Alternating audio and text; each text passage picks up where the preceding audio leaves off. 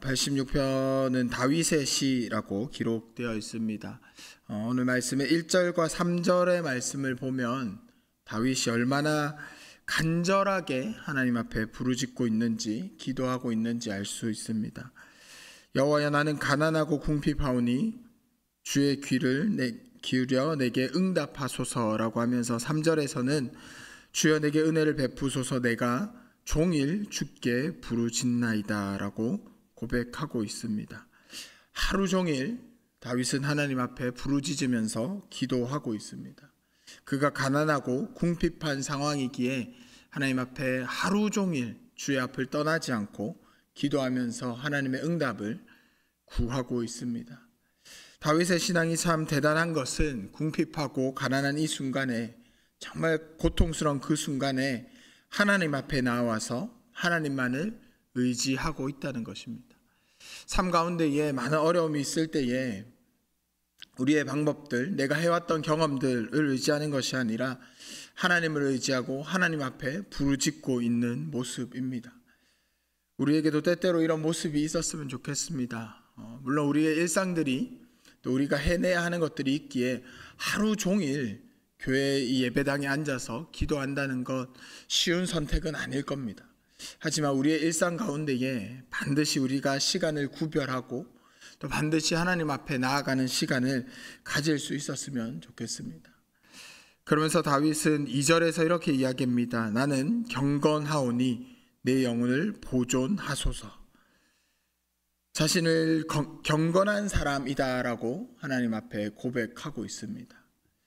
성경에서 말하는 경건은 하나님을 바르게 섬기는 것을 경건이라고 이야기를 합니다. 경건이라고 하면 뭔가 좀 거룩하고 무게감 있고 이런 모습을 떠올리기 쉬운데요. 하나님을 바르게 섬기는 것을 경건이라고 성경은 이야기합니다. 디모데전서 4장 7절에서는 이렇게 이야기합니다. 망령되고 허탄한 신화를 버리고 오직 경건에 이르도록 내 자신을 연단하라. 생활 방식에 대해서 이야기합니다. 하나님을 향한 마음에 대해서 이야기합니다.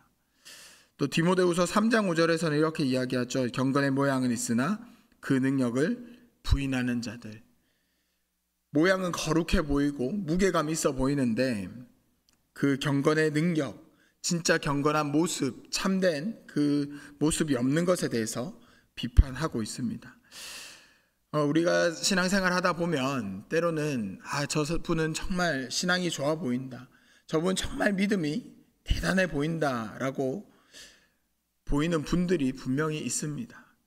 그런데 그분의 진짜 마음, 그 사람이 하나님과의 관계가 정말 어떠한지는 우리가 알 수 없습니다. 사실 교회 안에서의 모습으로는 그 신앙의 깊이가 크게 티가 나지 않습니다. 교회 안에 있으면 누구나 기도합니다. 교회 안에 있으면 누구나 찬양하고 누구나 말씀을 읽습니다.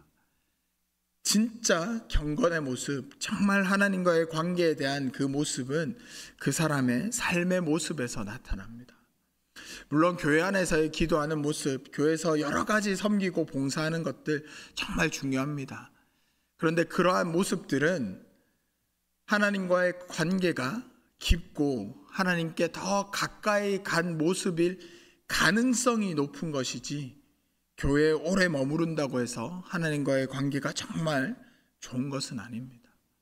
하나님과의 관계가 정말 깊다라는 것, 진짜 경건의 모습으로 살아간다라는 것은 일상에서 하나님이 계시지 않는 것 같은 그 자리에서 어떻게 살아가느냐입니다.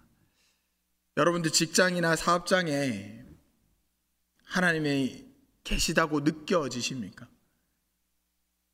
교회 다니지 않는 사람들과 대화하면서 예배의 이야기, 신앙의 이야기를 전혀 나누지 않는 그 공간에 분명히 하나님이 계시다라는 고백을 우리가 예배 가운데는 하는데, 그 자리에 갔을 때는 진짜 하나님이 계시다라는 것을 느끼십니까?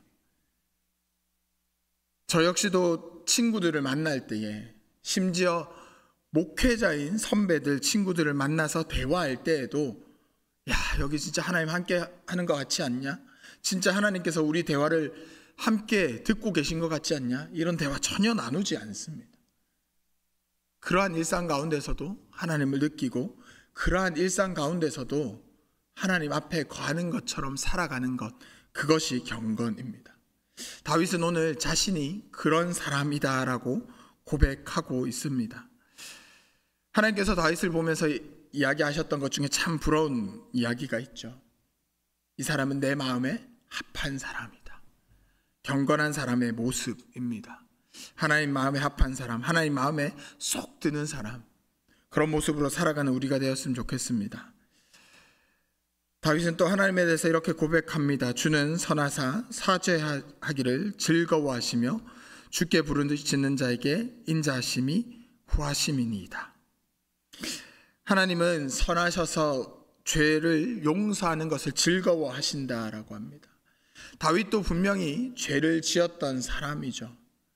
정욕에 이끌려서 자신의 부하와 결혼한 밧세바를 범하고 또 자신의 그 부하인 충직한 부하 우리아를 사망하게 했던 그 죄를 저질렀던 자입니다.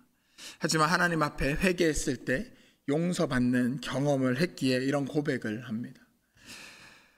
분명히 우리의 죄악들을 하나님 앞에 고백하면 주님께서 기억하지 않겠다라고 말씀하셨습니다. 하나님께서 그것을 깨끗이 잊겠다라고 말씀하셨습니다. 또 하나님께서는 주께 부르짖는 자에게 인자하게 행하신다라고 말씀하십니다. 때로는 우리가 부르짖음의 기도가 필요합니다. 예레미야를 통해서도 말씀하셨죠. 너는 내게 부르짖으라 내가 내게 응답하겠고 네가 알지 못하는 크고 비밀한 일을 알게 하겠다라고 말씀하셨습니다. 주님 앞에 부르짖는 기도를 할 때 주님께서 응답하시겠다라고 하셨습니다. 우리에게 하나님의 뜻을 알려주겠다라고 하셨습니다. 그러기에 우리는 주님 앞에 우리의 죄의 문제들도 내려놓고 또 하나님의 뜻을 구할 때에도 부르짖으면서 기도했으면 좋겠습니다. 계속해서 다윗은 하나님이 어떠한 분인지 고백하면서 기도에 응답해 주실 그 하나님의 인자하심에 대해서 더 확신하면서 기도합니다. 하나님은 모든 신들 중에서 열방 가운데서 뛰어나신 하나님이심을 찬양하고 있습니다.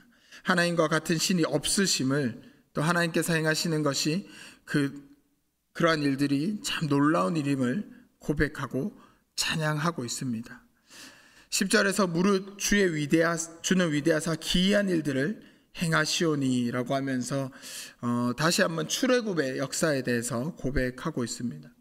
출애굽의 역사는 하나님께서 이스라엘을 구원하셨던 그러한 역사적인 사건입니다. 그러한 일들은 오직 하나님만이 행하실 수 있다라는 거죠.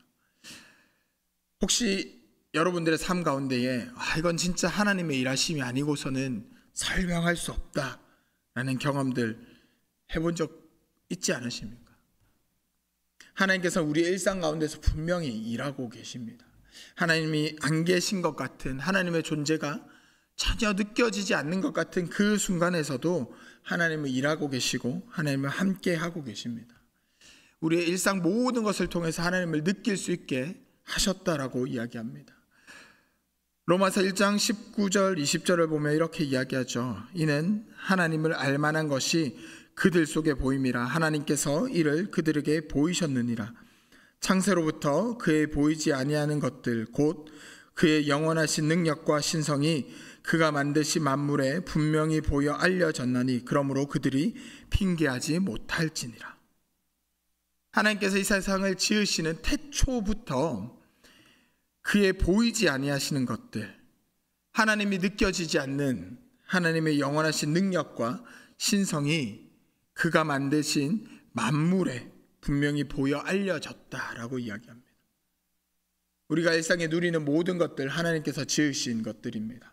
그 가운데서 하나님이 보이지 않는 그의 능력들을 알게 하셨다라고 기록하고 있습니다. 분명 우리의 삶 가운데에 하나님의 일하심을 보이시겠다라고 말씀하셨습니다. 오늘 하루의 삶 가운데서 이런 것들을 좀 느꼈으면 좋겠습니다. 오늘 하루의 일상 가운데서 내가 거하는 그 모든 자리에서 너무나도 익숙하게 반복되는 그러한 것들에서 이게 하나님의 일하심인가? 이렇게 해서 하나님께서 일하셨구나 라는 것들을 우리가 의도적으로 한 번 더 생각하셨으면 좋겠습니다. 한 달 전만 해도, 몇 주 전만 해도 이 시간이 되면 밖에 나가면 아직 어둑어둑했습니다.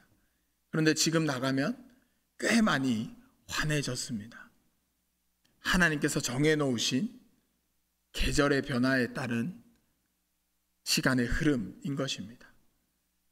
그저 그냥 여름이 되어서 해가 길어져서가 아니라 하나님께서 정해놓으신 이 세상의 질서인 거죠. 그 가운데서도 하나님을 느낄 수 있는 겁니다. 우리의 직장에서, 우리의 삶에서 그렇게 하나님을 경험하고 하나님을 느껴가는 오늘 하루가 되었으면 좋겠습니다. 이제 다윗은 하나님의 도를 구합니다. 하나님의 길을 구하면서 하나님을 경외하게 해주십시오라고 고백하고 있습니다. 하나님 앞에 경건한 자로 구원받는 것뿐만 아니라 하나님의 뜻을 구하는 그런 헌신의 기도도 하고 있습니다. 위험으로부터 구원을 받는다.